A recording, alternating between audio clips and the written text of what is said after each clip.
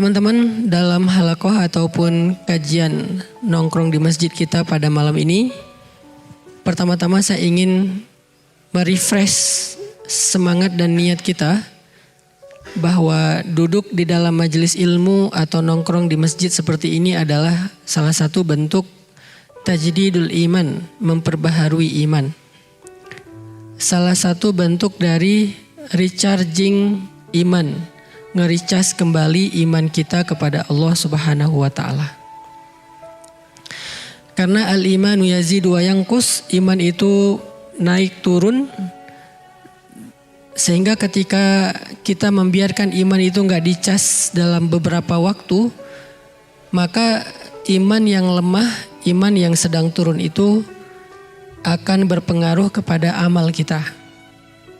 Jadi modal beramal itu bukan fisik, bukan waktu, bukan juga harta. Bukan fisik, bukan waktu, bukan sekedar memiliki kelebihan harta. Bukan itu modal amal. Jadi ada orang yang gak sanggup ke masjid, itu bukan karena dia lemah fisiknya. Ada orang yang tidak sanggup baca Al-Quran, bukan karena dia gak punya waktu. Ada orang yang gak sanggup untuk memberi makan anak yatim, bukan karena dia gak punya harta. Ada orang yang gak sempat untuk melakukan sholat berjamaah, bukan karena dia sibuk dan dia lagi banyak kerjaan. Tetapi semua kebaikan yang tidak bisa dilakukan itu sebabnya karena imannya sedang lemah. Kalau imannya lagi kuat, maka keterbatasan fisik tidak akan menjadi excuse. Saya sering cerita, ada orang yang datang ke masjid bolak-balik, padahal fisiknya lemah. Misalnya kakek-kakek yang rumahnya jauh dari masjid, yang tenaganya sudah mulai lemah, bahkan kakinya gemetar untuk berjalan. Di beberapa masjid di Bandung ada yang untuk masuk ke dalam masjid harus naik tangga yang lumayan tinggi, kayak Masjid Al-Murabbi misalnya di daerah Setrasari, atau Masjid Istiqomah, atau Masjid Ukhuwah ya.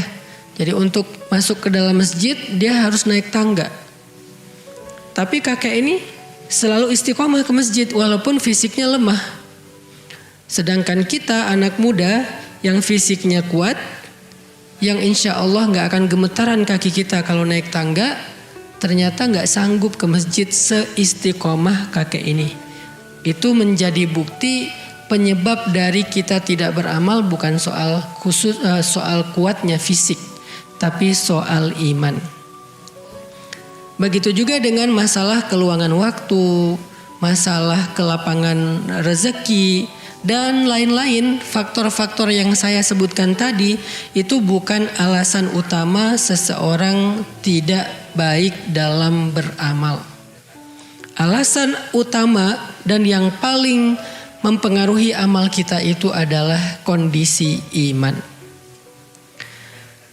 Sehingga kalau kita ingin lebih baik lagi dalam amal solih, ingin lebih sempurna lagi dalam ibadah, hal yang harus kita lakukan adalah kita harus rajin-rajin charging iman, memperbaharui iman.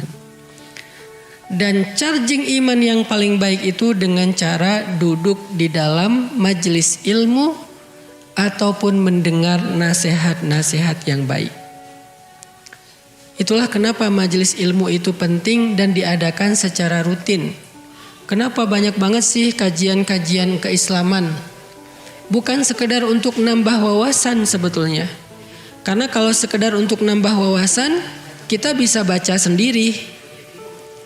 Kalau sekedar untuk nambah wawasan, kita bisa nonton YouTube.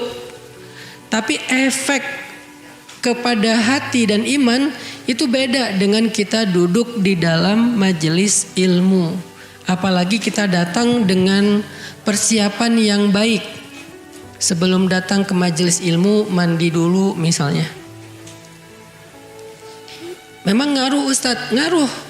Sama kayak kita datang Jumatan, dalam keadaan udah mandi, udah bersih-bersih, pakai pakaian yang baik.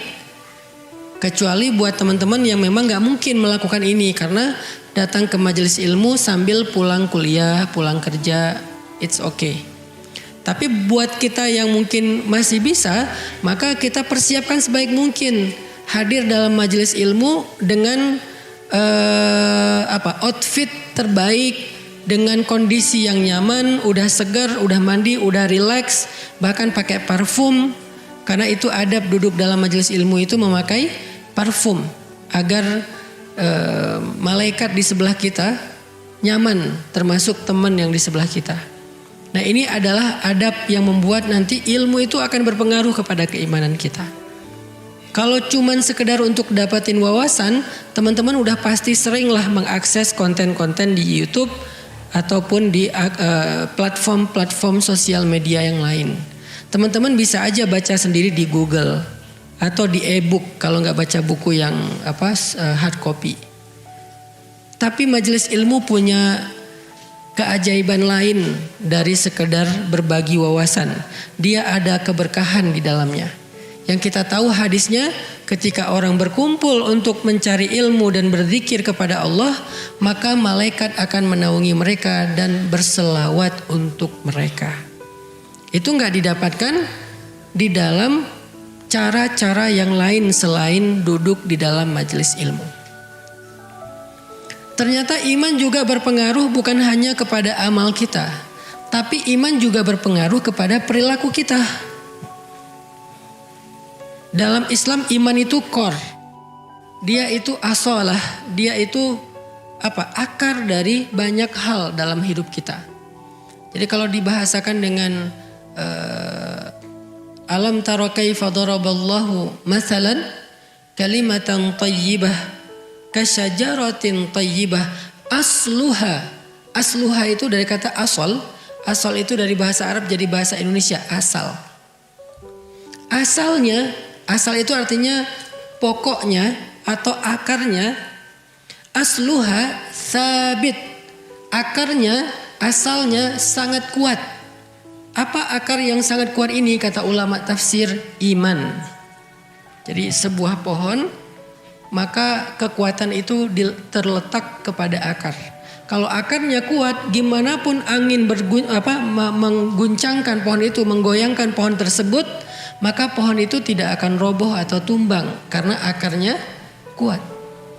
Akar itu juga yang akan memberikan nutrisi kepada seluruh pohon itu, mulai dari batangnya, dahannya, daunnya, buahnya, dan seterusnya. Dari akar. Makanya yang pertama Allah bahas asluha, akarnya, yaitu iman. Ini bahasa analogi atau permisalan di dalam Al-Quran. Kalau kita misalnya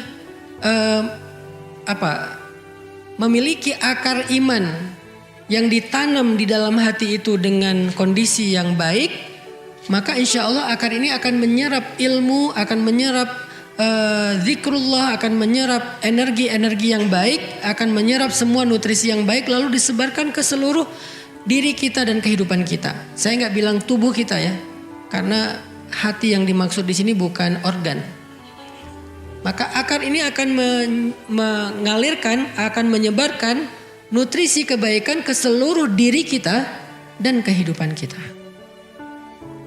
Tapi begitu akar ini keropos, begitu akar ini rusak, begitu akar ini nggak kuat, lemah karena cuma satu akar, maka kondisi diri kita dan kehidupan kita juga akan berpengaruh kepada yang tidak baik. Itulah kenapa iman itu harus di-refresh. Dia berpengaruh bukan hanya kepada amal solih atau ibadah. Dia bahkan berpengaruh kepada perilaku kita. Kayak gimana maksudnya Ustadz? Iman mempengaruhi behavior, perilaku kita, akhlak kita. Nabi SAW bersabda, "Man kana yu'minu billahi wal yaumil akhir falyakul khairan aw liyasmut." Man kana yu'minu billahi wal yaumil akhir fal yukrim dhaifah. Man kana yu'minu billahi wal yaumil akhir falyukrim atau falyuhsin ila jarih atau falyukrim jarah. Kalimat awalnya sama, man kana yu'minu billahi wal yaumil akhir. Tapi dampaknya beda-beda. Yang pertama, siapa yang beriman kepada Allah dan hari akhir, hasilnya hendaklah dia berkata-kata baik atau diam. Itu perilaku. Kalimat yang lain, hadis yang lain, siapa yang beriman kepada Allah dan hari akhir, hendaklah dia memuliakan tamunya. Itu juga perilaku. Siapa yang beriman kepada Allah dan hari akhir, hendaklah dia berbuat baik kepada tetangganya. Itu juga perilaku. Artinya perilaku, akhlak dan karakter kehidupan kita sehari-hari ternyata dipengaruhi oleh kondisi iman. Terutama dalam kondisi-kondisi sulit. Kalau kondisi normal mungkin nggak ketahuan nih betapa penting peran iman dalam mempengaruhi perilaku. Nggak ketahuan kalau kondisi normal. Kayak gini nih, ini normal nih. Nggak ketahuan. Ketahuannya pas lagi kondisi sulit atau ada ujian. Dalam kehidupan sehari-hari misalnya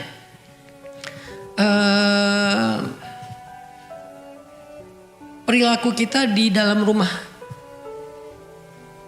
Itu sangat dipengaruhi oleh iman. Seorang suami kepada istri, sesabar apa suami kepada istri tergantung iman. Sesayang apa suami kepada istri tergantung iman. Selembut apa suami kepada istri tergantung iman. Bukan tergantung kita orang mana. Jangan sampai saya kan orangnya kayak gini. Saya itu dari Sumatera. Saya itu orang Makassar. Saya itu orang Surabaya, Jawa Timur. Saya orang Madura, saya orang Aceh, saya orang Medan nih. Bentar. Coba lihat Umar itu orang apa? Umar itu orang Quraisy. Dari suku Khuza'ah. Orang yang sangat keras dan kasar. Jadi kalau alasannya saya orang Medan, Umar mungkin lebih Medan dari kita. Sebelum ada iman. Saya orang Madura, Umar mungkin lebih Madura dari kita. Saya orang Aceh, Umar lebih Aceh dari kita. Saya orang misalnya Surabaya, apapun lah alasan background suku, Umar lebih daripada kita dalam urusan keras, kasar. Makanya dikenallah Umar dengan orang yang ghalidun syadid, orang yang kasar dan keras. Atau mungkin kehidupan kita di masa lalu, saya emang anak jalanan, saya tinggal di terminal, saya gaulnya di jalan, orang jalan emang kayak gini. Umar itu lebih jalan daripada kita sebelum ada iman. Tetapi setelah iman, dia menjadi orang yang paling lembut terhadap istrinya di rumah. Dan kita mendengar kan kisah bagaimana Umar dimarahi istri diam aja. Padahal jin, kalau Umar lewat satu jalan, dia pasti gak akan lewat lagi jalan itu selama-lamanya. Selama bau tubuh Umar, harumnya, wanginya tubuh Umar itu tercium oleh jin di jalan itu, gak akan lewat tuh jin. Saking takutnya sama Umar. Kan sahabat sama jin macam-macam ceritanya ya. Gak kayak KKN ya. Lebih ngeri lah. Sama Dauh. Sama siapa lagi itu mah. Ada jin yang dikejar sama sahabat sampai jin itu lompat ke pagar dan jatuh. Gak ada kan film kayak gitu? Jin dikejar sahabat, loncat pagar, kesandung jatuh. Ada jin yang apa istilahnya tuh? Dilipat-lipat sama sahabat, kayak dilecekin sama sahabat. Kalau bahasa orang Jawa diuyel-uyel sama sahabat. Ada yang digituin. Ada jin yang dipukul sama sahabat sampai buta matanya. Kalau Umar gak usah fisik, aroma tubuhnya Umar aja jin udah lari. Saking takutnya jin sama Umar. Kok takut? Apa sih yang ditakuti dari Umar? Ghalidun syadid, kasar dan kerasnya Umar. Bukan hanya iman ya. Kalau iman kenapa gak Abu Bakar yang kayak gitu? Karena Abu Bakar secara iman kita tahu gak ada tandingannya di antara umat Islam setelah Rasulullah kan. Kalau ditimbang kalau ditimbang iman Abu Bakar di satu timbangan, kemudian iman kaum muslimin sepanjang sejarah dari zaman Nabi sampai sekarang di timbangan yang lain, maka iman Abu Bakar itu lebih berat. Jadi pastinya kalau karena alasan kesolehan, Abu Bakar udah lebih soleh daripada Umar pastinya. Walaupun sama-sama soleh. Apa yang ditakuti oleh jin dari Umar yang tidak dialami oleh Abu Bakar, tidak dialami oleh Utsman, tidak dialami oleh sahabat-sahabat yang lain. Itu tadi, bahkan Khalid aja gak ngalamin. Khalid gak gitu sama jin. Jin takut sama Khalid tapi gak segitunya. Khalid bin Walid. Siapa lagi jagoan-jagoannya Nabi? Sa'ad bin Abi Waqqas. Siapa lagi? Banyaklah keren-kerennya sahabat. Pastinya Ali bin Abi Thalib. Ali sebetulnya juga sangat ditakuti jin. Jin mengambil jarak dari Ali itu sekian jauh. Tapi Umar aroma aja ditakutin sama jin. Kenapa? Saking ghalidun syadid, saking keras dan kasarnya Umar, itu jin aja takut dengan kerasnya Umar. Gak bisa mungkin kita jabatan tangan sama Umar aja, tangan kita remuk dan Umar gak sengaja. Oh kenapa? Wah sampai ada yang patah, saking kerasnya dan kuatnya Umar. Jin takut banget tuh. Tapi orang kayak gini di rumah dimarahin istri, diam aja. Kenapa? Karena iman. Karena Nabi yang nyuruh gitu. Bersikap lemah lembutlah kamu kepada pasanganmu, kepada perempuan. Sehingga ketika perempuan marah, maka Umar bin Khattab akhlaknya terhadap istrinya menjadi baik karena iman di dalam hatinya. Begitu juga dengan perilaku yang di luar rumah. Mulai dari tetangga, mulai dari tamu, mulai dari dan seterusnya. Seperti yang kita pernah dengar kisah ada sahabat Ansor yang menyambut tamu di rumahnya. Dengan menghidangkan makanan satu-satunya yang dia punya, yang bahkan dia dari siang belum makan. Anak-anaknya belum makan kan? Pas malam tamu itu datang ke rumah mereka, mereka hidangkan makanan yang hanya cukup untuk satu orang dewasa. Dihidangkan kepada orang tersebut. Lalu tamu itu merasa gak enak hati, ini gimana makannya? Tuan rumah kok gak makan? Terus ini makanannya cuma sedikit. Cukup gak kalau saya makan nanti tuan rumah jadi gak makan misalnya. Akhirnya yang punya rumah memadamkan lampu di rumahnya, lalu menemani tamu ini makan dengan cara kecap-kecap seolah-olah ikut makan sampai tamu ini kenyang. Kok bisa ada yang berperilaku kayak gitu kepada tamu yang bahkan gak dia kenal? Kalau tamu itu teman lama mungkin beda cerita. Kalau tamu itu adalah misalnya saudara atau keluarga dekat beda cerita. Ini tamu gak dikenal. Sesama mukmin doang nih modalnya. Sesama orang yang beriman, kok bisa kayak gitu? Karena mukmin itu diantara mereka adalah ikhwah. Innamal mu'minuna, sesungguhnya orang yang beriman itu bersaudara. Jadi dia perlakukan lebih daripada saudara biologisnya, sehingga dia bisa berperilaku seperti itu kepada tamu. Apa dasarnya? Iman, asluha sabit. Iman itu mempengaruhi perilaku banget. Iman itu mempengaruhi mental. Kalau yang pertama tadi iman mempengaruhi amal solih. Yang kedua iman itu mempengaruhi perilaku. Yang ketiga iman itu mempengaruhi mental. Arti mental, kuat enggak kuatnya kita dalam menghadapi masalah itu tergantung iman. Ada orang yang masalahnya kecil tapi dia bilang, kenapa cuman saya yang diginiin Allah? Allah gak adil, saya udah gak kuat lagi, saya pengen mati aja. Dan seterusnya keluh kesah yang seolah-olah dia merasa dialah orang yang paling susah di muka bumi. Sebetulnya dia bukan orang paling susah di muka bumi, dia lagi lemah iman. Karena kalau dia mau fair, dia mau objektif, pasti dia akan menemukan banyak orang di luar sana yang lebih susah daripada hidupnya. Kehidupan mereka lebih susah daripada kehidupannya tuh banyak di luar sana. Kalau kita mulai sedikit melihat keadaan orang yang di bawah kita, itu nggak perlu susah payah kita untuk menemukan mereka. Ada di mana-mana dan mereka lebih susah daripada kita dalam urusan kehidupan. Sehingga kita nggak layak mengeluh kalau mereka aja nggak ngeluh gitu. Sehingga kita nggak boleh berputus asa kalau mereka aja masih berusaha. Sehingga kita nggak boleh menyerah kalau mereka aja masih berjuang. Karena mereka lebih susah dari kita. Tapi kenapa kita berkeluh kesah seolah-olah kita merasa orang yang paling susah dalam hidup di dunia? Iman. Mentalnya nggak kuat. Hanya masalah perasaan, nggak jadi nikah, diputusin, ditolak lamaran, dan seterusnya. Dicuekin, nggak diberikan harapan, atau malah ditikung temen dalam urusan perasaan nih. Apa yang menjadikan seseorang bertahan, survive, bahkan kemudian sukses, sementara yang lain hampir bunuh diri, ada yang bahkan bunuh diri terus nggak berhasil. Apa yang membedakan mereka? Apakah masalahnya? Enggak. Masalahnya hampir sama di antara mereka.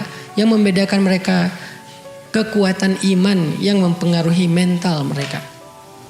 Jadi kalau hari ini banyak yang mengalami masalah mental atau mental illness, apapun namanya, mau bipolar, mau skizo, mau apapun namanya, maka harusnya hal yang perlu kita kuatkan adalah akar dari diri kita. Akar dari diri kita itu ada di dalam hati, namanya iman.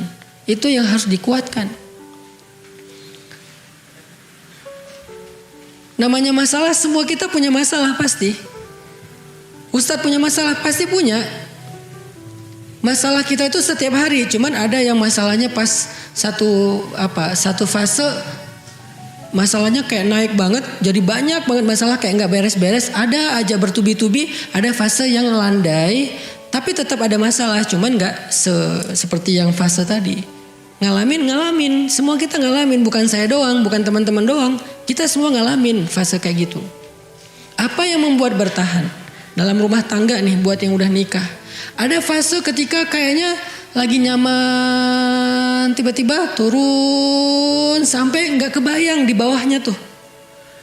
Kayak nggak kebayang, aduh kok berat banget, aduh kok sesek banget kayak orang nyelam.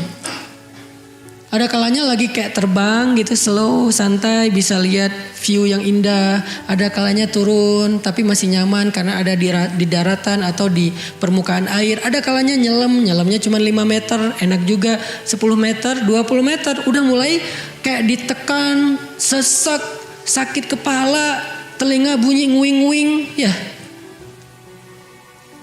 Ada kalanya yang seperti itu, sehingga pengen nyerah, pengen naik ke permukaan cepat-cepat dan ninggalin pasangan kita di bawah. Ada. Apa yang membuat orang bertahan? Iman. Iman kayak gimana maksudnya? Iman yang mengajarkan dia bertahan, karena iman akan mengatakan la tayasu min rahmatillah. Jangan berputus asa dari rahmat Allah. Inna nasrallahi qarib. Pertolongan Allah itu sudah dekat. Bertahan, sabar. Pertolongan Allah itu sudah dekat. Allah itu pasti nolong hambanya yang sabar. Gak mungkin dianggurin, gak mungkin ditinggalin, gak mungkin dicuekin, tuh gak mungkin. Iman yang bilang kayak gitu, gak mungkin. Ketika kita mengatakan, kok bisa sih Allah ninggalin saya? Pasti bukan iman yang ngomong itu. Yang ngomong itu siapa? Syak, keraguan. Kan lawannya iman keraguan kan? Wa minan nasi man yaqulu amanna billahi wa bil yaumil akhir wa ma hum bimu'minin. Ada orang yang mengatakan kami beriman kepada Allah, kami beriman kepada hari akhir, kata Allah. Dan mereka bukanlah orang yang beriman. Mereka bilang iman tapi kata Allah enggak. Kenapa? Karena di dalam hati mereka fi qulubihim marad. Marad apa? Penyakit apa yang ada di dalam hati mereka? Raib. Dzalikal kitabu la raib. Raib itu bahasa Arab yang jadi bahasa Indonesia. Raib itu hilang. Hilang di sini artinya apa? Diragukan keberadaannya. Berarti raib itu artinya ragu-ragu. Maka lawan dari iman adalah keraguan. Ketika kita mulai meragukan kebaikan, kebesaran, keagungan, kekuasaan Allah dalam konteks masalah pribadi kita, disitulah kita dalam kondisi lemah iman dan kemudian kita akan lemah dalam segala hal.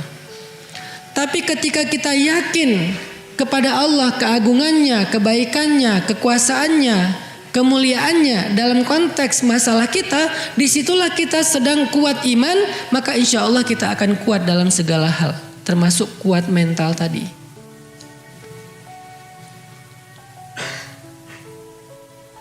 Yang pernah saya alamin itu salah satunya adalah ujian dalam masalah keluarga misalnya.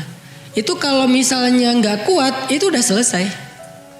Tapi karena kita bertahan, pokoknya saya nggak akan pernah ninggalin pasangan saya. Pokoknya saya nggak akan berhenti untuk memberikan nafkah terbaik kepada pasangan saya. Gimana pun cara berjuangnya, mau berdarah-darah, mau kayak gimana, terus bertahan. Dan setelah beberapa waktu, Allah yang menentukan waktunya, bukan kita ya. Jangan sampai saya akan bertahan tapi dengan syarat setahun. Setelah setahun berarti ini salah Allah nih. Kan saya udah sabar.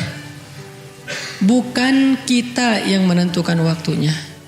Makanya ketika para sahabat bertanya, mata nasrullah, kapan datangnya pertolongan Allah? Allah tetap gak jawab besok. Allah tetap gak jawab nanti malam. Allah tetap gak jawab besok pagi atau kapan waktu yang spesifik, yang jelas gitu. Enggak. Allah bilangnya, ala inna nasrullahi qarib. Udah dekat. Kenapa bahasanya dekat? Enggak disebutin aja dekat itu berapa lama lagi sih? Sejam? Sehari? Sepekan? Enggak, karena Allah pengen kita belajar yakin sama Allah, bukan bertransaksi sama Allah. Kalau Allah bilang angkanya, kita akan bertransaksi. Oke, ya udah saya sabar ya, sehari kan. Tapi karena Allah bilang sebentar lagi, ya udah Allah lebih tahu deh kapan waktunya. Saya ikutin aja flow-nya. Jadi iman yang akan menuntun kita, berbisik kepada kita, memberikan nutrisi dan kekuatan kepada kita dengan kalimat-kalimat iman. Ala inna nasrullahi qarib. La haula wala quwata illa billah. La haula itu bukan kalimat orang yang sedang kaget. La haula wala quwata illa billah. Bukan. La haula kalimat orang yang pasrah. Saya udah gak kuat, saya gak ada daya, tapi saya masih punya Allah yang maha kuat dan maha kuasa. Saya udah gak kuat nih. Saya gak ada daya upaya nih. La haula wala quwata, saya nggak punya daya, saya nggak punya kekuatan. Wala quwata illa, tapi billah, saya masih punya Allah. Itu yang membuat kita bertahan. Saya nggak bisa ngeharapin siapa-siapa nih. La ahli wala ashabi wala jari wala nas kullu nas fil ard. Saya nggak bisa berharap ke siapa-siapa, nggak keluarga saya, nggak tetangga saya, nggak sahabat saya. Terus gimana dong kalau saya nggak bisa berharap ke siapapun? Hasbi Allah, bukankah cukup bagi saya Allah? Ini yang dibisikin oleh iman kepada kita, sehingga kita memiliki kekuatan mental dalam menghadapi masalah kita, teman-teman. Insya Allah kita lanjutkan nanti setelah selesai sholat Isya. Barakallahu fikum. Bismillahirrahmanirrahim.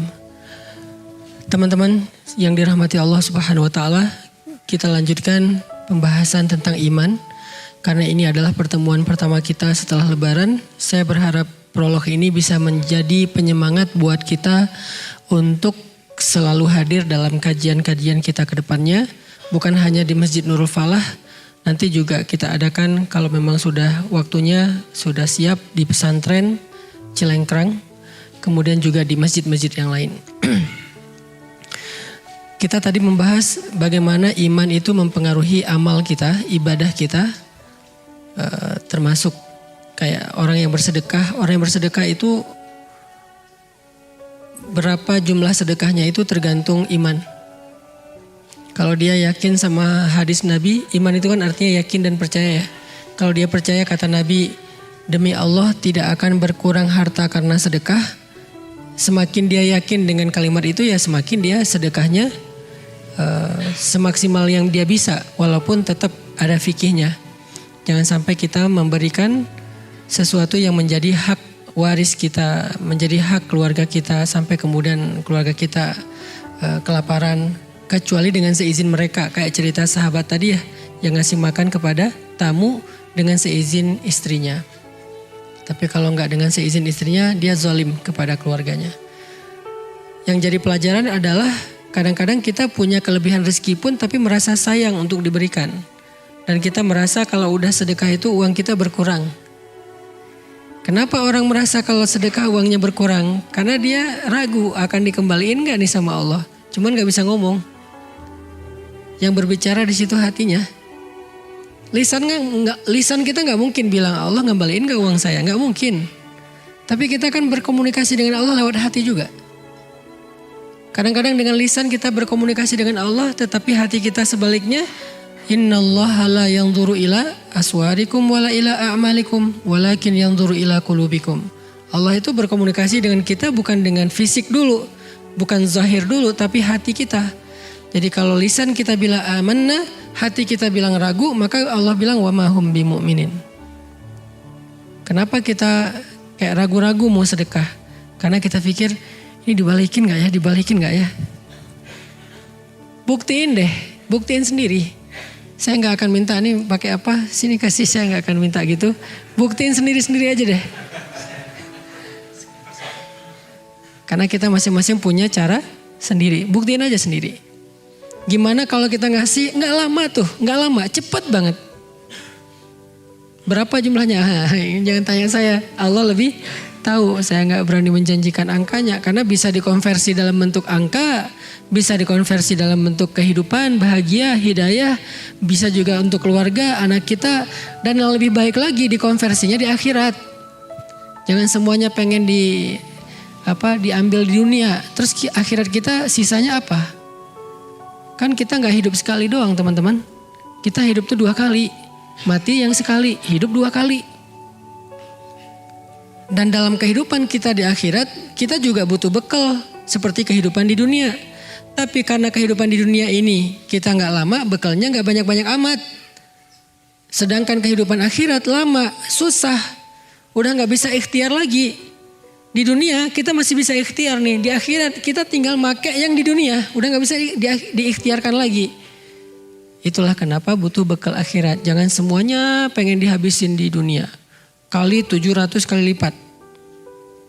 Kita sedekah 1.000 pengen balik 700.000. Kok baliknya cuma 100.000? Kan 600.000-nya di akhirat. Karena kita butuh di akhirat itu lebih banyak daripada butuh di dunia. Kecuali di akhirat ada lapangan pekerjaan. Masih ada proyek-proyekan, masih bisa dagang. Masalahnya di akhirat gak ada itu, adanya cuma nikmat dan kesusahan. Orang yang nikmat artinya dia mendapatkan rahmat Allah dan Allah merahmati dia karena amal-amal dia. Ini biar lengkap nih kalimatnya. Dia tidak mendapatkan nikmat karena amalnya, tetapi dia mendapatkan nikmat karena rahmat Allah. Masuk surga karena rahmat Allah, tetapi Allah merahmati yang beramal.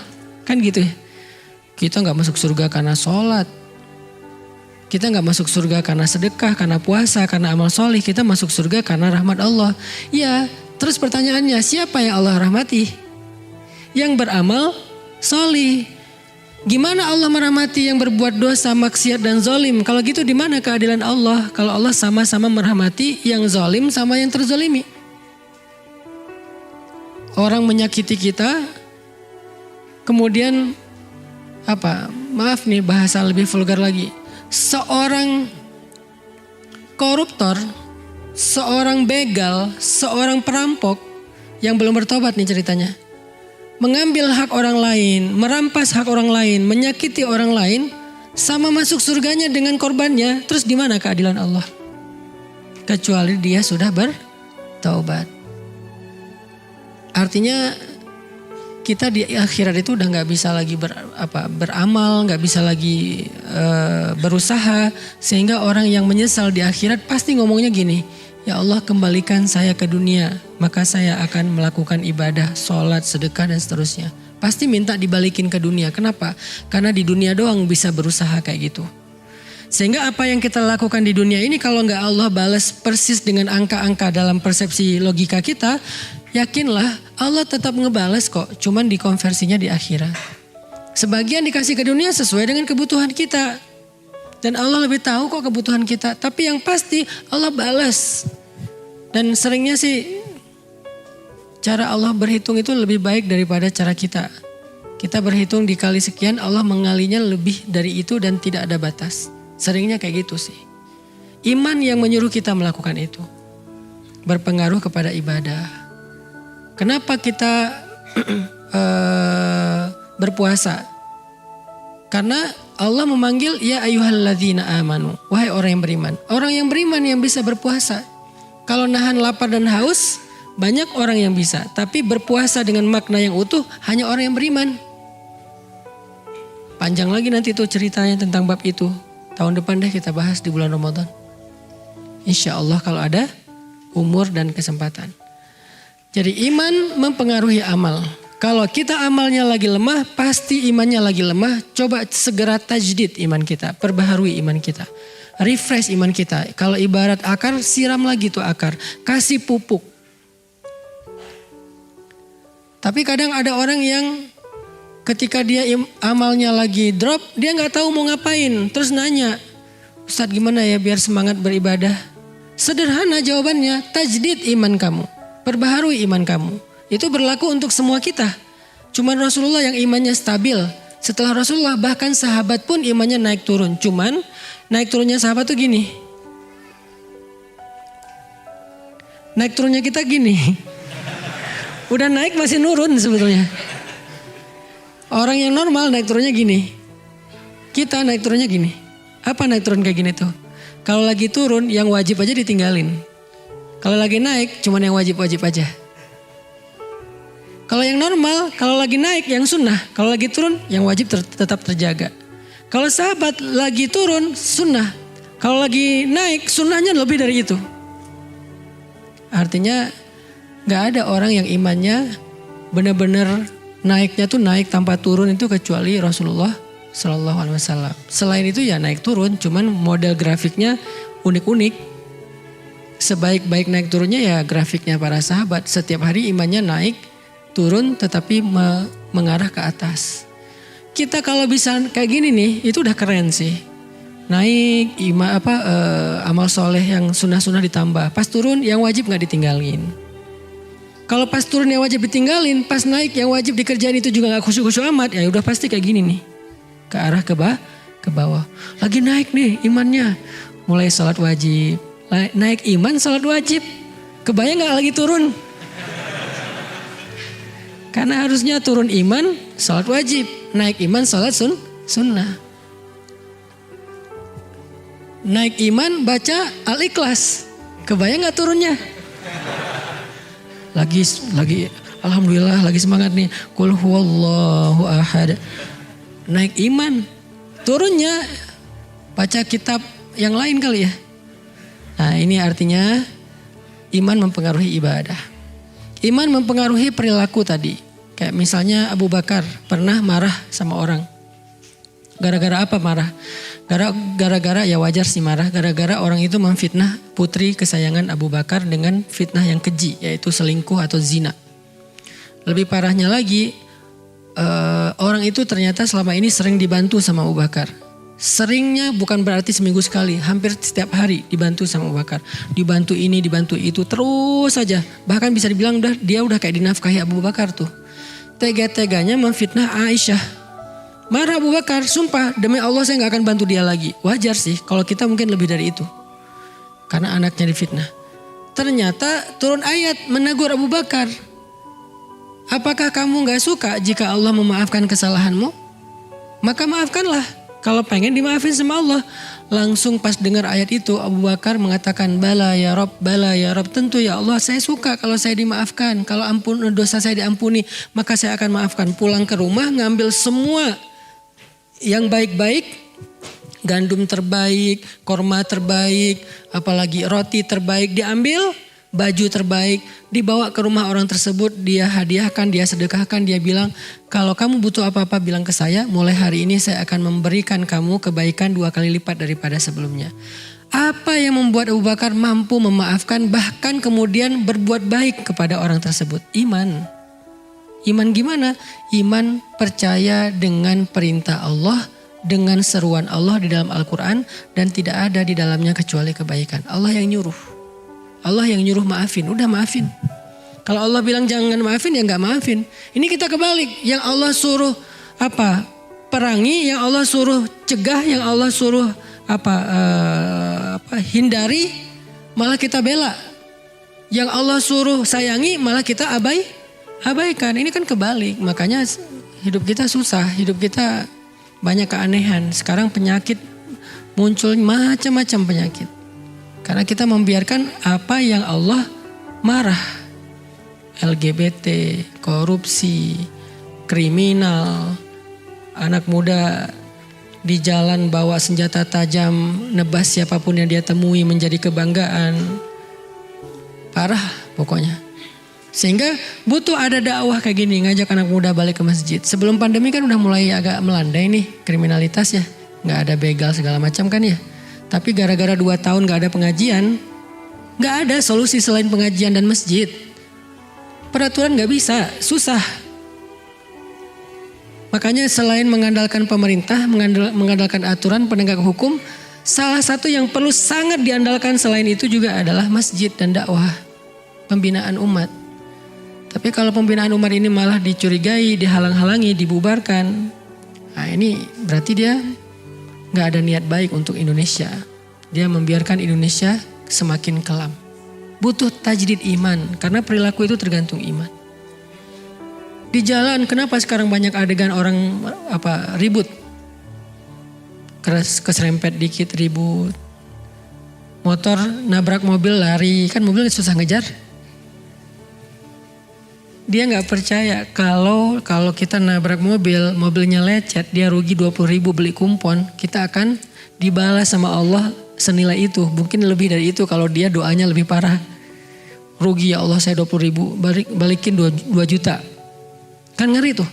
Saya pernah keserempet naik motor yang bawa asisten saya.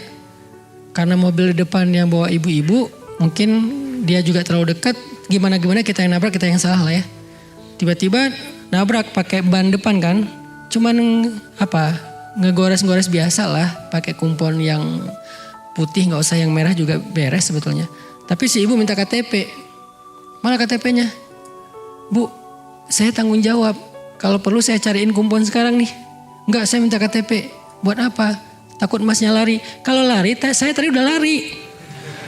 Kalau mau lari, saya udah lari. Ibu nggak bakal ngejar saya. Orang saya naik motor, macet lagi tuh daerah Setiabudi. Nggak mungkin ibu bisa ngejar saya kalau mau lari. Saya bisa lari dari tadi. Saya berhenti karena saya nggak mau nanti Allah mengambil dari hak saya yang lebih gede dari ini. Saya takut sama Allah, saya bilang. Akhirnya dia tahu kalau saya ustadz, akhirnya minta maaf, udah beres, damai. Rugi kan? Harusnya udah saya ganti tuh, ujung-ujungnya ganti sendiri kan? Kena ceramah. Artinya iman itu menahan kita dari marah, dari mengambil hak orang lain. Iman menahan kita dari mencuri. Dan iman itu bukan wawasan agama teman-teman. Tolong kita jadikan sesuatu yang garis bawahi. Kok bisa tuh ada ustadz, kok bisa ada penceramah, kok bisa ada orang yang ilmu agamanya banyak tapi melakukan hal yang aneh-aneh sekarang? Mereka punya wawasan tetapi mereka bermasalah dengan iman. Karena wawasan agama tidak selalu berbanding lurus dengan iman. Bisa jadi orang yang wawasannya pas-pasan, imannya lebih tinggi daripada orang yang wawasannya tuh lekoh banget ilmu syariatnya. Sering teman-teman yang udah hijrah kayak gini, bisa jadi ibadah teman-teman saya yakin jauh lebih dahsyat daripada ibadah saya. Itu bukan bisa jadi, pasti itu. Karena pas baru hijrah ngerasa banyak dosa, pengen menebus masa lalu, akhirnya ibadahnya dipol-polin, gaspol. Sedangkan saya atau ustadz mungkin ngerasa udah sering beramal, mungkin ya. Akhirnya ya santai aja kita. Buktinya apa? Kalau lagi umroh tuh. Kalau lagi umroh saya selalu kalah sama jamaah saya. Kita ngerasa setahun berapa kali umroh. Jamaah kita ngerasa mungkin umrohnya seumur hidup cuma sekali. Kebayang gak tuh beda spiritnya? Sehingga akhirnya jamaah saya setiap hari cium hajar aswad. Setiap hari tawaf 5 kali. Setiap waktu sholat dia tawaf. Kemudian khatam Al-Quran selama 10 hari di sana pas lagi umroh. Pas saya dengar lagi di ruang makan kan kita suka ngobrol tuh. Alhamdulillah Ustaz hari ini cium hajar aswad. Oh Masya Allah ibu, perasaan saya udah berapa kali umroh belum pernah.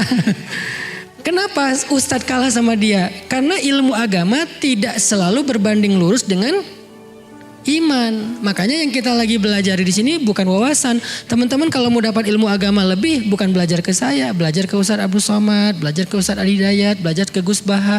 Ini kan orang-orang yang fakih dan alim di bidang agama. Kalau saya cuma seorang dai, bisa ngajak untuk nge-refresh iman, semangat iman tentang kebesaran Allah. Karena kita belajar iman, biar naik nih iman kita. Kalau iman naik, insya Allah amal, perilaku, mental menjadi lebih baik.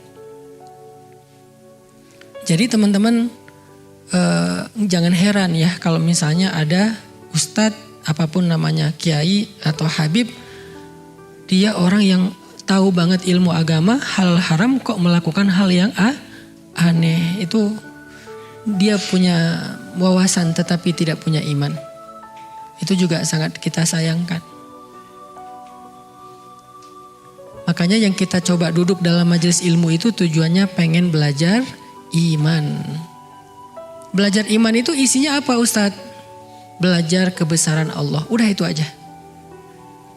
Saya nggak mau memperluas pembahasan kemana-mana. Saya nggak bahas tentang fikih. Karena fikih akan mudah ketika kita beriman. Fikih terasa jadi beban dan berat kalau iman kita lemah. Kenapa 13 tahun di Mekah fikih belum terlalu kompleks? Ayat-ayat syariat belum turun kecuali sedikit sekali. Kenapa? Karena sahabat sedang dibina dulu imannya selama 13 tahun. Begitu nanti sampai ke Madinah hijrah, turun ayat syariat, ini boleh, ini gak boleh, ini halal, ini haram, ini lakukan, ini tinggalkan. Semuanya menjadi mudah buat mereka hasil dari kekuatan iman selama 13 tahun. Tapi kalau dibalik fasenya, baru belajar langsung, baru masuk Islam langsung, lakukan ini, berat, gak akan kuat. Muncullah, Islam mah beban. Saya gak berani hijrah, belum siap. Saya belum siap untuk ini, belum siap untuk itu. Yang belum siap itu bukan apa-apa, imannya yang belum siap. Maka yuk kita belajar iman, supaya buruan bisa siap. Kenapa ada orang yang meninggalkan satu pekerjaan, yang orang lain itu menginginkan pekerjaannya? Karena di dalamnya ada syubhat. Kalau karena di dalamnya ada syubhat, orang lain kok mau yang syubhat? Karena iman. Iman yang membuat dia berani dan mengambil resiko untuk meninggalkan pekerjaan yang penghasilannya besar karena di dalamnya ada syubhat atau yang haram. Sedangkan yang lain yang imannya lemah atau mungkin belum punya iman, dia tidak melihat itu. Buat dia mana yang menguntungkan dan menghasilkan, bukan mana yang baik dan diridhoi Allah. Buat kita yang gak baik, gak diridhoi Allah, itu bukan rezeki. Jadi kalau ada istilah bukan rezeki kita, itulah yang bukan rezeki kita. Mana yang bukan rezeki kita? Yang haram. Itu bukan rezeki kita.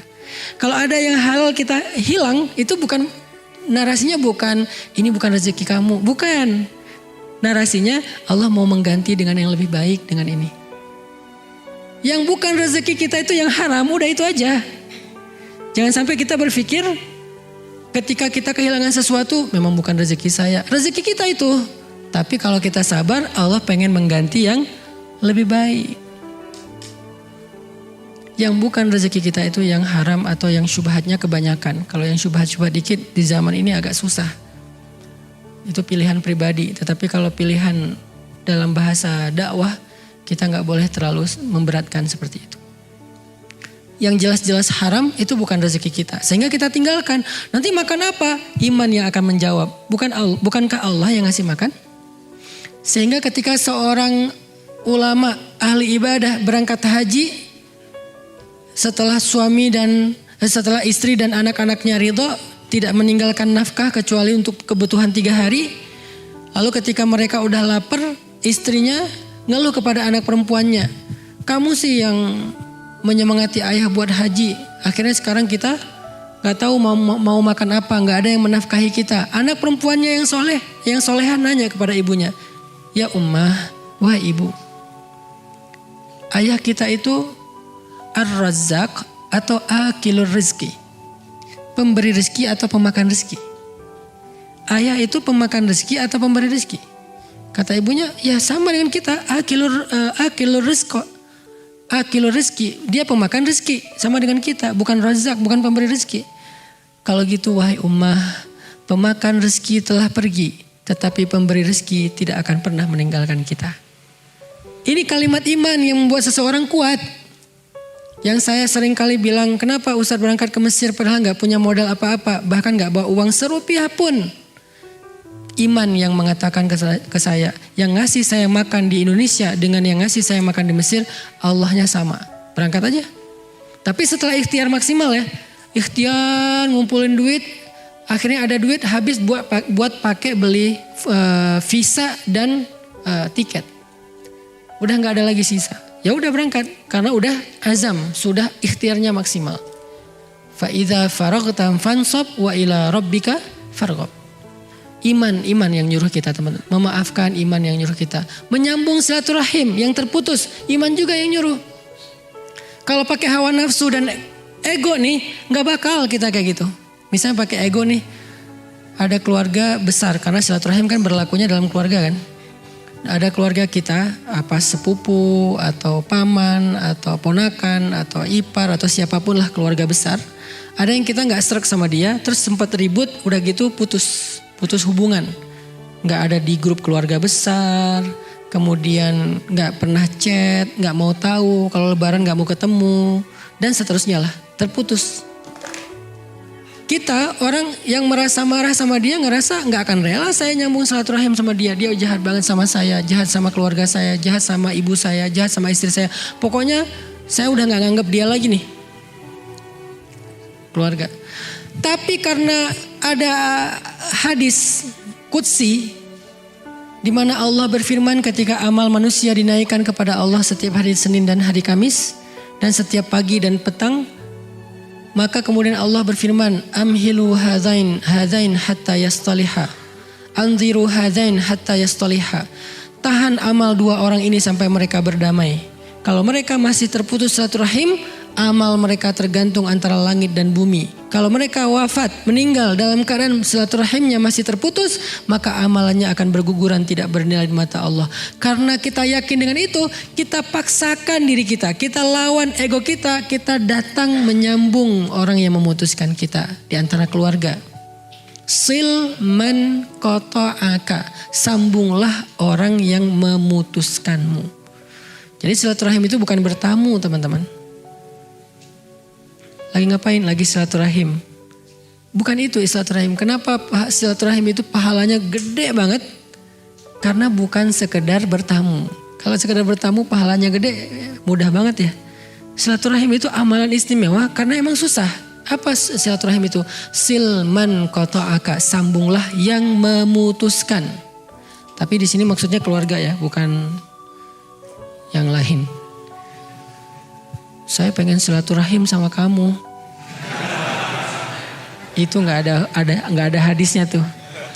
Nggak boleh loh kita memutuskan silaturahim. Sering kan kayak gitu ya. Pas diputusin bilang, nggak boleh memutuskan silaturahim loh. Emang lo siapanya gua?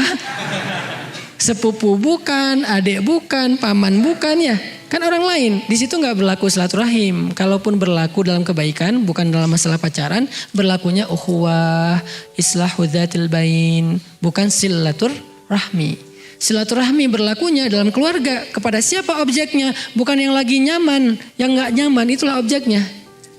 Kalau silaturahim hanya memilih yang nyaman-nyaman, itu bukan sedang menyambung yang terputus. Itu sedang menjaga persaudaraan. Bagus juga. Cuman bukan hadis silaturahmi. Silaturahmi itu atau silaturahim itu hadisnya silman qata'aka, sambung yang memutuskanmu. Datang kita ke dia walaupun dia yang memutuskan kita. Setelah datang ternyata dia gak membuka pintu, minimal tanggung jawab kita sudah tertunaikan sehingga amal kita terangkat kepada Allah. Tinggal amal dia yang tergantung di antara langit dan bumi. Kita mah enggak. Tapi kalau kita nahan ego, kita menjaga ego, maka dua-duanya tergantung di antara langit dan bumi. Siapa yang menyuruh kita berbesar hati, lapang dada, ringan bebannya? Iman. Alam nashrah laka sadrak, bukankah kami telah melapangkan dadamu? Apalagi? Alam nashrah laka sadrak wa wada'na anka wizrak, kami turunkan bebanmu. Alladzi anqadha dhahrak, yang memberatkan punggungmu. Wa rafa'na laka dzikrak, dan kami tinggikan derajatmu. Kayak gimana cara biar dada kita lapang? Apa arti dada lapang, teman-teman? Ada yang tahu nggak? Apa arti dada lapang? Apa? Gak ada beban? Bukan. Karena kalau ada ikhlas, beda. Apa? Memaafkan. Ridho. Oke, semuanya mirip-mirip. Dada lapang itu artinya di dalam hati kita muat kesalahan-kesalahan orang lain dan tidak membebani kita. Kesalahan orang lain itu masih masuk dalam hati kita, tidak bikin kita sesek. Itu namanya lapang dada. Kalau satu ujian, satu musibah, satu kesalahan orang lain udah bisa bikin kita nyesek, itu sempit dadanya tuh. Maka dia perlu banyak-banyak berdoa, Rabbi syrah li sadri, ya Allah lapangkan dada saya, Rabbi syrah li sadri. Itu bukan doa sebelum ngomong doang itu.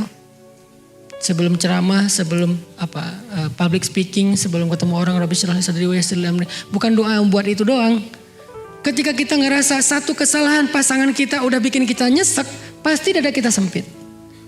Ustaz gak ngerasain sih, bentar. Kadang ada masalah kecil, tapi kita ngerasanya udah besar. Kenapa? Karena tempat di dada kita kecil. Kadang ada masalah besar, tapi rasanya kecil, karena tempat di dalam hati kita itu lapang. Contoh, ruang masjid ini. Ruang masjid ini kalau diisi 1.000 orang, kira-kira gak usah 1.000 orang deh.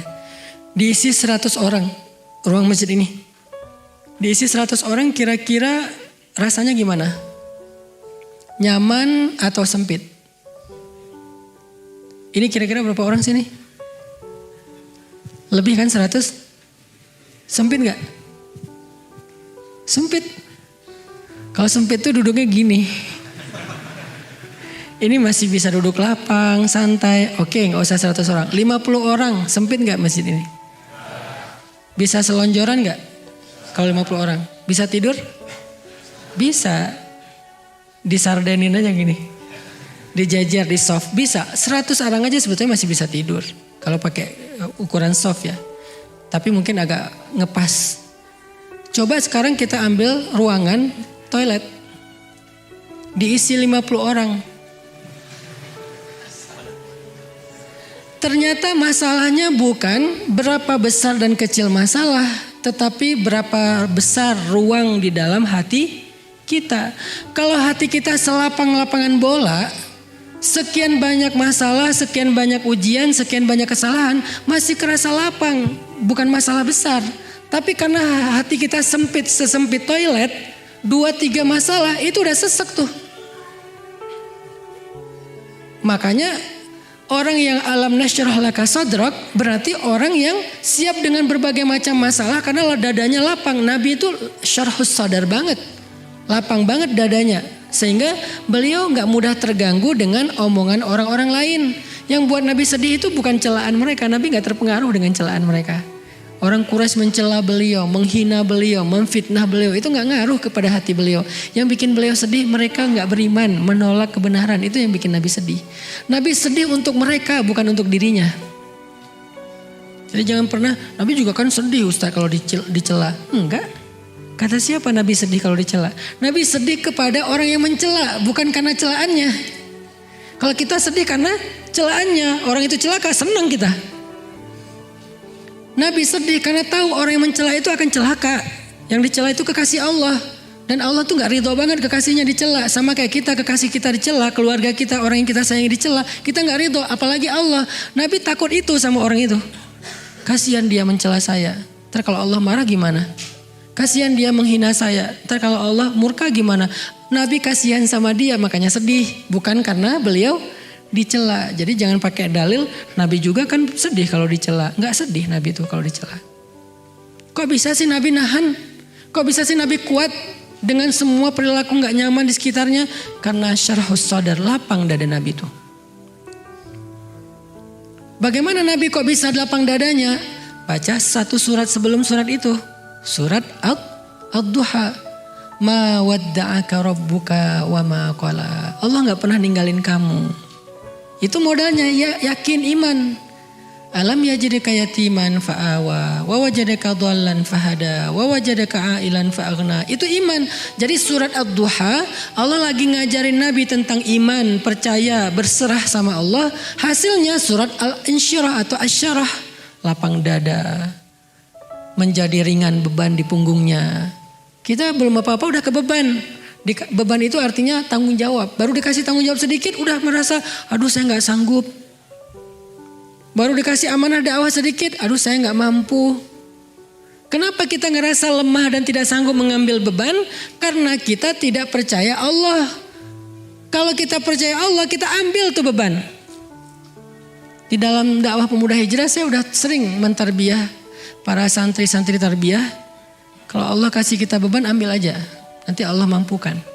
Kayak sekarang sekolah rimba gratis. Orang heran, sekolah gratis Ustaz. Gratis, benar-benar gratis, benar-benar gratis. Pendaftarannya aja gak ada biaya. Apalagi pembangunan, SPP gak ada itu. Sekarang udah masuk angkatan kedua. Beban gak? Beban lah. Terus beban itu saya timpakan ke guru. Enggak juga lah, guru mah tetap profesional. Di atas UMR. Gak boleh gurunya mentang-mentang yayasan dapat beban sekolah gratis. Ya guru ikhlas aja ya. Kan kita sekolah gratis. Saya nggak mau gitu. Terus siapa yang ambil beban? Saya bersama tim saya di yayasan. Kita harus ambil beban ini. Biar saya yang cari nafkahnya. Mereka biar fokus mengajar. Anak-anak biar fokus belajar. Saya cari nafkah sebagai ayah misalnya. Anak saya belajar, istri saya yang penting ngurus rumah, ayahnya cari nafkah. Kan kita sebagai laki-laki kan gitu kan? Rijal. Salah satu di antara karakteristik rijal, cowok, kesatria, kuwatut tahammul, kuat mengangkat beban. Makin besar beban yang dia angkat berarti dia kesatria sejati. Kalau kita bilang kita kesatria tapi gak ada beban dalam hidup yang kita angkat, kita bukan kesatria, kita manusia biasa. Sampai kapan Ustadz? Ada yang bilang gini, biasanya sih cuma tahun pertama doang untuk branding, engagement. Nanti tahun kedua mulai bayar, tahun kesekian bayarnya mahal. Sampai saat ini saya masih berpikir, insya Allah selama saya mampu dan saya yakin Allah akan memampukan, itu akan gratis saja sampai kuliah. Saya pengen membuktikan ya, sekolah gratis yang berkualitas itu bisa kita wujudkan kok dengan dakwah. Tapi berkualitas bukan berarti gratis terus cuman pakai garasi orang, nggak ada tuh. Gratis berkualitas. Lahannya 9 hektar. Kemudian konsepnya alam, setiap anak dikasih 1 kapling tanah buat mereka farming. Nanti kita sedang cari domba-domba yang bagus buat 1 anak tuh megang 1 domba. Jadi namanya farming dan mengurus ternak itu bukan simulasi pas lagi mau menjelang liburan doang sesekali. Terus masuk dalam foto, ini sekolah kami ada program ini. Enggak, setiap hari ada. Saya bilang kepada kepala sekolah, kalau boleh saya meminta setiap hari ada farming. Setiap hari, karena itulah pendidikan sejatinya. Bukan cuma teori. Ini kita lagi nyari vendor yang cocok buat bikin kolam renang. Coba sekolah gratis ada kolam renang. Kolam ikan 2. Kemudian ada ternak domba, ada ternak ayam, ada farming, 1 orang 1 kapling. Kalau lagi panen, mereka ambil itu daun sayur dari kaplingnya, bawa pulang ke rumah hadiah buat ibu. Mama, Umi, ibu, ini hadiah dari aku, dari kebun di sekolah. Gratis. Gak bayar. Dapat telur kampung dari ayam yang diternak, bawa pulang ayam, pakai pita, ikat. Mama pulang sekolah bawa hadiah. Mana sekolah kayak gitu coba? Yang bayar sekian puluh juta aja belum tentu bisa kayak gitu kan? Akhirnya karena di sekolah gak ada program kayak gitu, pergi ke mall, ke PVJ cuman mau ngasih makan kelinci. Bayar pula. Udah kita yang ngasih makan bayar. Tapi kan namanya juga objek wisata ya, wajar. Nah, ada berkuda, ada stable. Ada stable sendiri, bisa berkuda sendiri. Silakan. Di program nanti jadwalnya biar teratur. Belajar berkuda gratis. Coba teman-teman sekali berkuda bayar berapa? Gak usah di jauh-jauh Cisangkuy deh. 1 putaran doang. Yang ada kuda yang dikasih pelana yang bendera Amerika itu. 1 putaran 50.000. Itu bukan belajar berkuda. Itu lagi pengen tahu rasanya naik kuda. Nggak jadi bisa berkuda. Kalau di kita emang dilatih sama seorang pelatih berkuda sampai anak-anak ini harapannya kelas 6 SD nanti target saya. Mereka itu udah bisa berkuda dengan gallop, udah canter, udah lari. Udah benar-benar bisa berkuda karena itu bukan atlet ya, itu skill wajibnya cowok, khususnya cowok. Kalau cewek sunnah boleh, kalau bisa lebih bagus, nggak bisa nggak apa-apa. Cowok harus berenang, harus bisa berenang. Gratis. Itu namanya beban. Kok Ustaz ngambil kayak gitu sementara finansial pemuda hijrah juga nggak gede-gede amat, belum tentu siap sekian tahun. Saya punya keyakinan kalau kita udah ambil beban, Allah akan kuatkan. Kekuatan apa? Pundak kita ini tergantung beban yang kita pikul dalam konteks agama. Sehingga kalau kita nggak berani ngambil beban ya kita selamanya ngerasa belum siap, belum mampu, nggak bisa dan seterusnya. Begitu kita ambil beban tiba-tiba sanggup. Itu yang saya lakukan dalam keluarga. Ketika ada keluarga misalnya saudara, ipar, sepupu dan seterusnya ada apa kebutuhan apa, kita coba ambil bebannya, ya udah nggak apa-apa nanti biar saya aja. Emangnya saya punya, belum tentu saya kelebihan harta juga, tapi setelah itu Allah ganti, ternyata ngeri gantinya tuh. Apa yang membuat kita mau mengambil beban teman-teman? Iman. Makanya belajar iman ini kunci segala sesuatu. Emang akar kehidupan dan diri kita. Asluha sabit. Kalau udah asluha sabit, far'uha fis sama. Nanti dahannya menjulang sampai ke langit. Tu'ti ukulaha kullahinin biizni rabbiha. Buah dan daunnya akan lebat sekali dan memberikan hasil setiap waktu dengan izin Allah. Itu efek dari akar iman. Jadi belajar iman itu penting. Gara-gara belajar iman, kita akhirnya jadi berani melakukan hal-hal yang orang lain gak berani. Kita jadi mampu melakukan hal-hal yang orang lain gak mampu. Termasuk tadi masalah mental. Kita bertahan dengan hal yang orang lain gak bertahan. Aku gak habis pikir kok dia kuat ya, kok dia sabar ya. Iman, siapa dia? Bilal.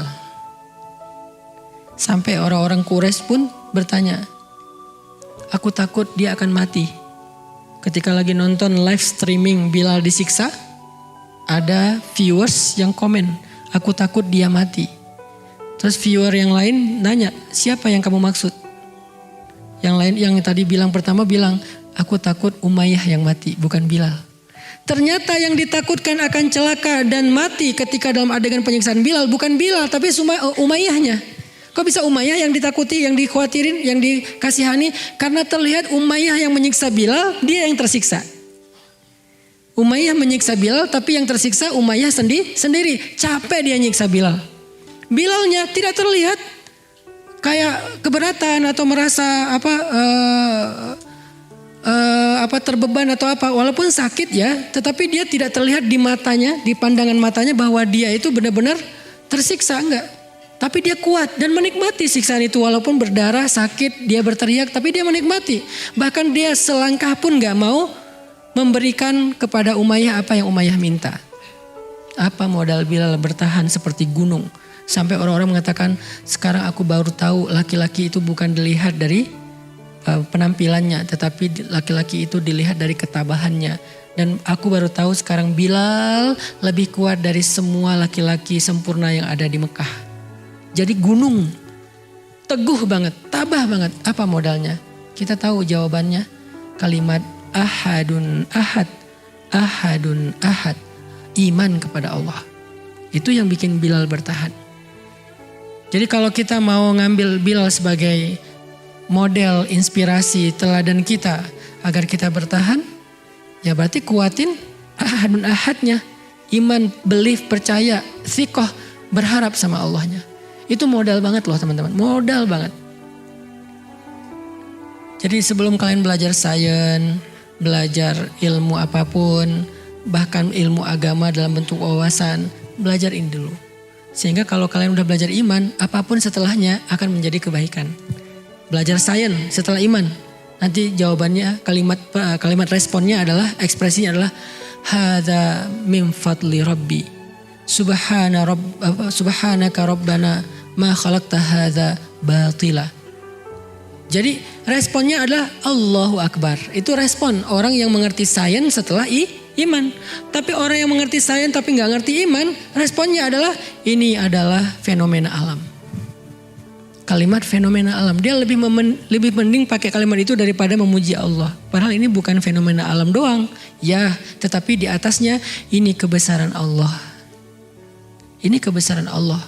Sekecil apapun penemuan saintis yang dia dapatkan, maka dia akan mengatakan ini kebesaran Allah, ini kebesaran Allah. Karena biasanya orang kalau nggak ngerti iman, dia akan mengatakan, wah ini teori ilmiahnya begini, ini fenomena alam, ini terjadi karena ini. Penjelasannya detail, tapi dia lupa ada siapa di balik semua itu. Kita kalau lagi takjub sama Instagram dan Facebook, kita pasti nggak lupa dong sama foundernya yang membuat platform secanggih ini. Kalau kita takjub sama teknologi Tesla dan seterusnya, kita nggak lupa dong sama foundernya yang membuat teknologi canggih masa depan seperti ini. Ada helikopter, ada mungkin mobil listrik, ada nanti bentar lagi taksi terbang, ada apa segala macam, banyak lah. Kita kalau takjub sama misalnya sebuah platform jual beli yang bikin banyak orang jadi orang kaya kayak Amazon, kita takjub juga pasti sama foundernya. Artinya kenapa kita nggak lupa sama Jeff Bezos, Elon Musk, Mark Zuckerberg dan seterusnya? Karena kita tahu mereka sebelum kita paham mereka itu nggak terputus dari karya mereka. Maka karya Allah yaitu ciptaannya nggak akan terputus dari Robnya. Ini nggak terjadi tanpa Allah. Sebagaimana Facebook nggak ada tanpa si Mark. Sebagaimana Tesla nggak ada tanpa misalnya Elon. Sebagaimana misalnya si Microsoft nggak ada tanpa Bill Gates. Amazon nggak ada tanpa Jeff dan seterusnya. Kita yakin itu. Kenapa giliran alam kita bilang ini fenomena alam seolah-olah terjadi secara kebetulan dan tidak ada orang di balik, tidak ada zat di baliknya. Kita kagum banget sama karya-karya kecil manusia, kita kurang kagum sama karya besar yang Maha Pencipta. Itu iman. Makanya belajar iman dulu sebelum apapun. Jadilah mukmin dulu. Termasuk jadi pengusaha, apalagi pengusaha, modalnya iman banget itu. Kalau nggak karena modal iman, kemungkinannya satu, dia nggak akan bertahan. Kemungkinan kedua, kalau dia sukses, dia akan jadi orang yang sombong dan lupa diri. Kalau belum sukses nggak akan bertahan, setelah sukses lupa diri dan sombong. Tapi kalau dia beriman sebelum sukses, dia akan bertahan sampai dia sukses. Kalau setelah sukses, dia menjadi orang yang paling bermanfaat untuk orang lain dan tidak lupa kepada Allah. Hadza min fadli Rabbi. Belajar iman. Bagaimana cara kita belajar iman, teman-teman? Belajar iman duduk dalam majelis ilmu, mendengarkan nasihat-nasihat tentang Allah. Jadi kita nongkrong ini lagi ngomongin siapa nih? Ngomongin Allah. Kita nggak ngomongin artis, kita nggak ngomongin tentang berita yang lagi viral, kita nggak ngomongin tentang diri kita lagi ngomongin tentang Allah. Itu tujuan kita duduk dalam majelis ilmu. Semua tema saya bisa dibilang itu sebetulnya tema akidah, cuman dalam konteks-konteks yang berbeda. Jomblo fisabilillah itu akidah banget itu. Kok bisa Ustaz? Kan ada statementnya. Serahkan aja hatinya kepada Allah, biar Allah yang menggenggam hatinya. Jadi jangan kamu yang genggam, putusin, udah gitu serahin sama Allah. Itu kan ilmu akidah. Karena akidah itu solusi, iman itu solusi. Kalau bukan karena kita yakin sama Allah, nggak berani juga kita mutusin ya. Nanti kalau jadi sama yang lain gimana? Nanti kalau dia berubah pikiran gimana? Allah yang menjaga hatinya. Tapi terjadi Ustadz, setelah diputusin jadi sama yang lain. Artinya Allah memang pengen ngasih kamu yang lebih baik dari dia. Emang kamu lebih tahu dari Allah? Allahu ya'lamu wa antum la ta'lamun. Allah lebih tahu dan kamu gak tahu. Mana? Ya sabar. Kapan? Ala inna nasrullahi qarib. Bentar lagi, tunggu. Lagi disiapin yang terbaik. Kamu juga persiapkan diri biar gak jomplang gitu. Dia udah baik, kamunya gak benar. Kasihan dia. Kamu udah baik, dia belum siap. Kasihan kamu. Lagi disiapin sama Allah. Ada waktunya nanti. Memang bisa Ustaz? Saya mah yakinnya 100% bisa, itu udah pasti itu. Teori akidah itu udah gak ada 1%, 0,0 sekian persen pun gak ada keraguan. 100% benar udah. Lebih benar daripada kita yakin batu dilempar ke langit jatuh ke bumi secara gravitasi. Lebih dari itu. Itu kita yakinnya ada sisa ragu gak? Kalau kita lempar barang nih Ini saya lepaskan jatuh ke tanah gak nih? Masih ada yang meragukan? Kayak gitu aja kita yakinnya 100%. Gara-gara gaya gravitasi. Harusnya kepada Allah kita lebih yakin daripada kepada gravitasi. Berarti gak boleh ada keraguan secuil pun. Yakin banget.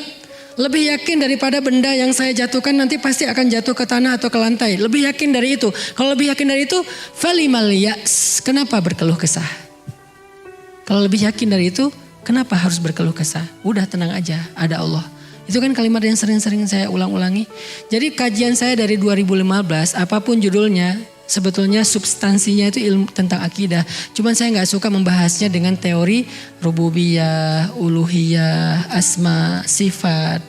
Kenapa? Karena saya ingin menyederhanakan dan membuatnya mudah untuk kita pahami. Kalau mau bahas kayak gitu bisa. Kita tinggal buka kitab akidah, kita tinggal ikutin kurikulum tentang bab akidah ma'rifatullah. Banyak. Dan kita juga dulu waktu di pondok 6 tahun belajar itu. Terus di Al-Azhar belajar itu juga. Tapi kenapa gak dibahas kayak gitu aja? Kalau dibahas kayak gitu segmentasi saya bukan orang yang baru hijrah dan baru mau hijrah. Tapi segmen saya udah lama belajar akidah dan mereka gak butuh dakwah saya. Yang butuh dakwah saya orang yang pengen pulang ke Allah tapi gak tahu jalan. Mereka tuh pengen pulang sama Allah tapi gak tahu jalan. Jalan yang ditunjukin sama yang lainnya itu gak kebaca sama mereka, ribet. Baca mapnya tapi saya gak ngerti nih mapnya nih apa. Mereka butuh map yang sederhana tapi sampai. Itu kan? Sehingga kita sederhanakan bahasanya. Kebayang gak teman-teman pakai mobil yang di dashboard atau head unitnya itu bahasa Cina. Ada kan yang mobil build up tuh. Bahasa Jepang, bahasa Cina. Mau mencet oke aja kita bingung. Mana nih oke-nya? Kita cari yang paling kecil. Biasanya oke kan 2 huruf tuh. Cari yang simbol-simbolnya sederhana. Klik. Ternyata itu cancel. Bisa juga kayak gitu. Artinya karena kita gak ngerti kita gak bisa pakai. Makanya butuh penterjemah yang bisa menerjemahkan ilmu yang sangat luas, yang sangat istimewa ini dalam bahasa yang sederhana. Ilmunya gak sederhana sih. Teorinya gak sederhana. Tapi harus ada terjemah yang sederhana. Itu yang kenapa saya bicara akidah dalam bahasa yang sederhana. Nanti kita bahas Asma'ul Husna misalnya. Gimana cara memahami Al-Quddus dalam konteks anak muda? Gimana memahami Al-Wahhab dalam konteks daily life kita? Gimana memahami tentang Al-Malik dalam konteks kehidupan sehari-hari kita. Itu kan memahaminya tentang akidah. Cuman pembahasannya yang harus praktis. Jadi ada action orientednya. Harus bisa langsung diamalkan. Jadi yuk sama-sama kita duduk dalam majelis ini ke depan. Nanti saya serahkan kepada pemuda hijrah. Mau diadakan 2 minggu sekali atau sebulan sekali. Di hari apa cocoknya, karena sekarang karena udah mulai normal mungkin weekend saya lebih banyak di luar. Semalam jam 3 ya Niko ya, kita baru datang dari Aceh. Ngapain Ustadz ke Aceh? Mau support dakwah Ustadz Amri, karena di Aceh mau bikin kayak pemuda hijrah tapi namanya Akrab, movement anak muda. Saya support datang ke Aceh sekaligus silaturahim keluarga dan sahabat-sahabat. Setelah ini misalnya kemana lagi itu haknya sahabat-sahabat saya, teman-teman kita yang ada di luar Bandung. Karena kita lebih fleksibel, kita bisa weekdays. Mau weekend silahkan nanti ke pesantren. Jangan hanya karena ada kajian saya, ada kajian yang lain juga. Ketika dibuka hadir. Oh belajar sama Ustadz Aslam, belajar sama Ustadz Imam, belajar sama Ustadz siapa lagi. Karena kita insya Allah punya banyak guru-guru yang akan mengajarkan kita. Belajar tahsin dan Al-Quran sama Syekh Yazin. Sehingga nanti kita terus mengasah iman kita. Kalau bisa pas belajar kayak gitu, minta nasihat iman aja sedikit. Karena belajar tahsin pun ada iman. Apalagi belajar Al-Quran ya. Kan banyak ayat-ayat iman tuh. Belajar syariat pun harus dengan iman. Kalau enggak kita enggak akan sanggup menjalankan syariat. Syariat berkurban bentar lagi. Kalau enggak pakai iman pasti itu berat tuh. Tapi beli handphone ringan itu. Handphone iPhone 14 bentar lagi keluar. Yang katanya di belakang juga udah bisa ada touchscreen-nya di belakang. Berapa harganya? Yang paling murahnya 18 juta. Oh murah banget loh. 18 juta. Kalau yang Pro Max 30 juta. Oh dapat yang kayak gini 30 juta. Worth it banget ya. Giliran kambing domba cuman 4 juta yang ideal. Kita anggap maaf ya saya belum sanggup, saya bukan orang yang mampu dan segala macam. Ada aja excuse-nya. Apa masalahnya? Iman, bukan mampu gak mampu. Tapi kalau kita yakin bahwa domba atau sapi yang kita kurbankan di Idul Adha itu gak mungkin sia-sia, gak akan mengurangi harta kita.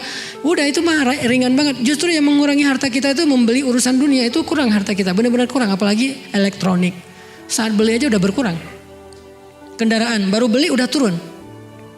Kecuali aset-aset mungkin dia agak stabil atau cenderung naik. Tapi kalau kendaraan, elektronik kan baru beli juga udah turun. Karena berstatus second kan, baru beli juga. Gak lagi berstatus baru. Sejak dibuka wrappingnya atau kotaknya udah berstatus second dan udah langsung turun harganya. Walaupun belum kita install apa-apa. Buka aja nih wrappingnya nih. Udah harganya turun 50 ribu, 100 ribu. Baru buka doang wrappingnya. Belum saya pegang kok handphonenya. Tapi ini udah kebuka nih. Handphone belum dipegang. Udah kebuka gini. Udah turun.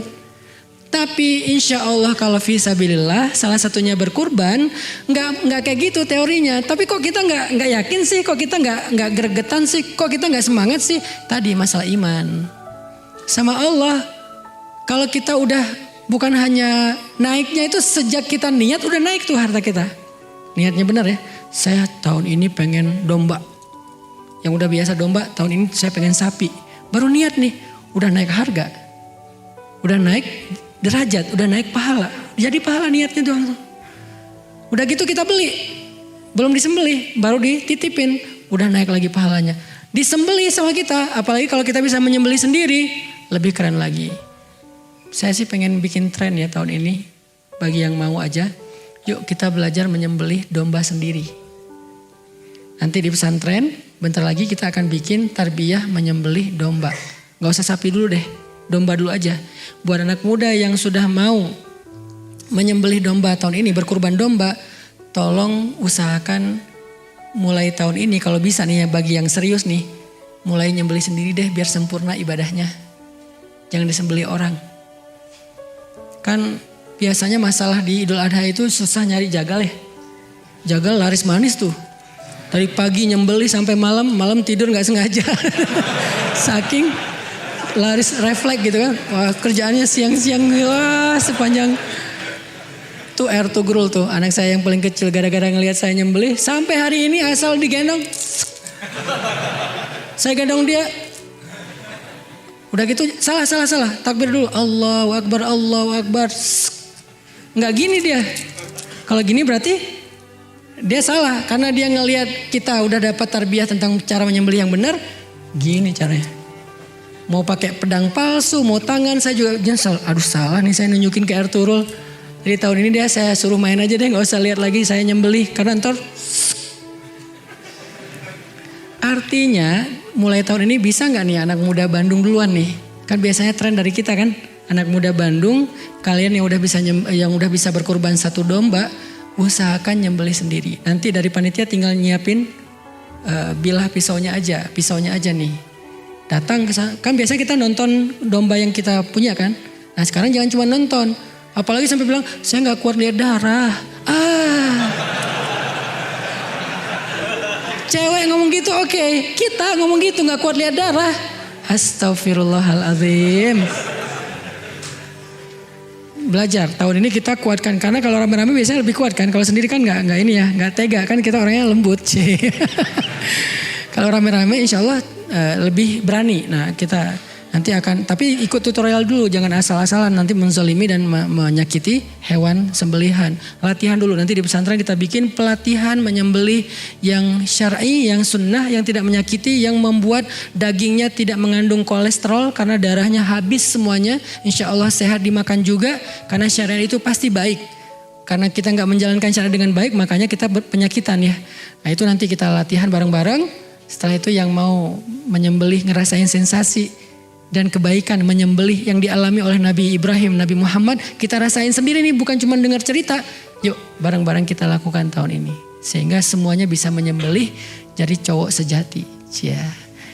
Yang perempuan Ustadz memang bukan kayak gitu syariatnya, makanya titipin ke cowok. Tapi gak ada cowoknya, makanya jangan tolak kalau datang. Ya.